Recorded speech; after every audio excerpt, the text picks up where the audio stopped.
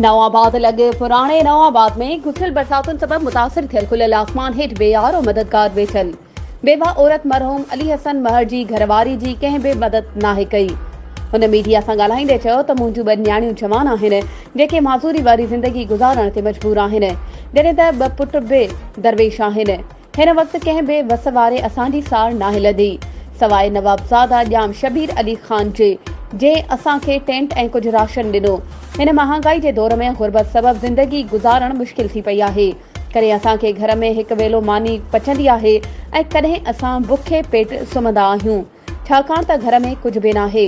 असां तक जे MNA शाज़िया अतामरी ऐं ॿियनि आला अख़्तियारनि खां हथ ॿधी अर्ज़ु था करियूं त असांजी माली मदद कई वञे त जीअं ज़िंदगी जा बचियल ॾींहं वक़्तु आहर अॻिते धिके सघूं।